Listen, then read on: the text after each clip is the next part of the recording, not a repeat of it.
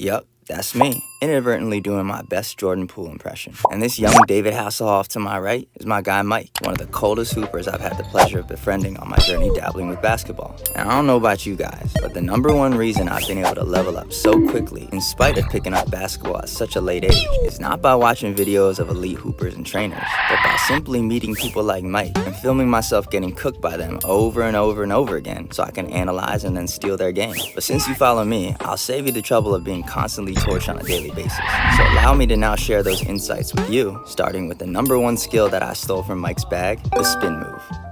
So spinning never came natural to me, and the only time I would utilize a spin was to retreat and protect the ball if I felt like my first option was taken away. And so I'd always be moving backwards or laterally instead of continually moving downhill. And the only small boys I met who could really hit a spin cycle at will like that were all built like running backs. So I assumed I would never be able to get it unless I added some size so I could bump the defender while spinning. So when I first met Mike, I was literally in awe of how he's able to just effortlessly put people in a blender without having any significant size advantage. And so being the nerd that I am, I just had to duck around and find out his secrets. So for starters, Mike has two types of elite spin cycles in his bag. The first uses a more traditional outside-inside footwork, and the second is more of a cross-body spin seal. But unlike a tween or an in-and-out cross, there are so many different variations and styles to spinning. So this video is less of a step-by-step tutorial and more of a deep dive into the distinct nuances and micro details that I discover Mike utilizes every time he spins, irrespective of the specific type of spin move. This way, you'll be able to take these insights and add them to your bag, regardless of the specific type of spin move you prefer to use. So key number one revolves around how you enter and exit the spin move. Most change of direction moves follow a three-step change of pace formula. You first accelerate in one direction, and as the defender reacts, you then quickly decelerate and then accelerate again in the opposite direction. However, if you do this with a spin move, it'll be far too slow and will be a dead giveaway to the defender. So how does one quickly change directions while spinning without losing all your momentum? The secret lies in focusing on hopping or leaping, both into and out of the spin move, as opposed to running in stride. Now let me explain. Here, you can see that as I'm moving to my right, I time my setup dribble with my left foot and then proceed to take two additional strides, outside, inside, before pivoting off my inside foot. Now Mike pretty much does the same, but with one key difference. At no point does he ever decelerate because he essentially hops into his spin move, which not only helps him to sell the initial drive, but also helps retain momentum, which is imperative so that your spin isn't too slow. Now, in slow motion, he obviously doesn't land exactly on 2 feet, but in real time and from a defender's point of view,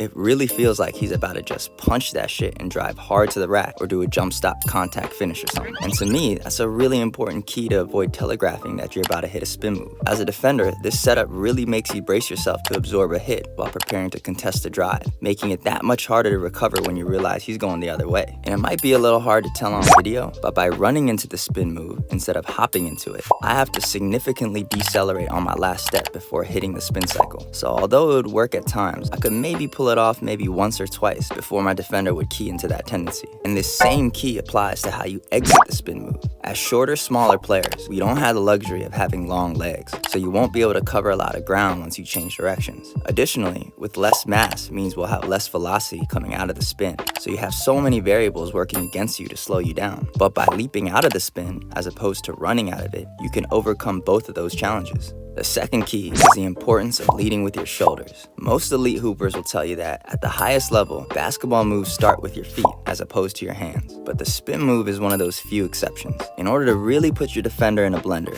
you have to throw all your weight into your shoulders in order to take the tightest angle possible. Otherwise, you'll always end up moving too far laterally because your feet are always going to follow your shoulders. The faster you whip your shoulders, the faster your feet will follow. If you don't feel like you're about to fall over, your spin move is probably too slow. So if you're struggling with spinning faster or getting a tighter angle around your defender, start focusing on throwing your weight over your outside shoulder until you literally fall over, and then work backwards until you feel comfortable catching yourself. Now, I know I just said how important the shoulders are, but all great moves still require great footwork. And so the final key lies in the mobility and mechanics of your pivot foot. Take a look at Mike's inside foot during this clip. I mean, it's a thing of beauty. As he leaps into the start of the spin move, his inside foot hits the floor with a heel strike, with his toes facing in the direction of the drive. Now, as soon as he begins to whip his shoulders, his weight shifts from his heels to the balls of his feet and makes a complete 180-degree turn so that his toes are now facing in the complete opposite direction before he begins his exit out of the spin.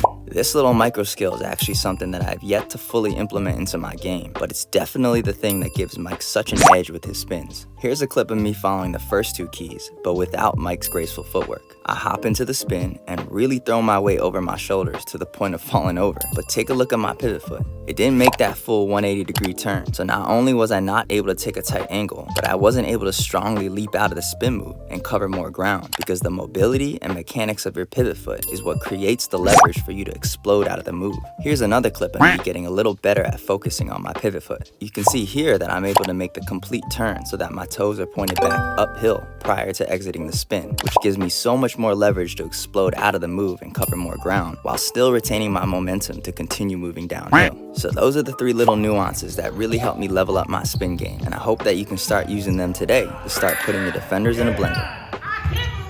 Special shout out to my boy Mike for unknowingly being the subject of today's video breakdown. And if you're a fan of NBA analysis, please follow my boy Mike on Twitter, because not only is this man a magician with the rock, he's also a basketball savant working with Thinking Basketball, which I'm sure if you're an NBA fan, you're already privy to. Thanks again so much for watching, and I hope you enjoyed the video. Let me know what you think in the comments. What? Sir. Excuse me, sir. Oh my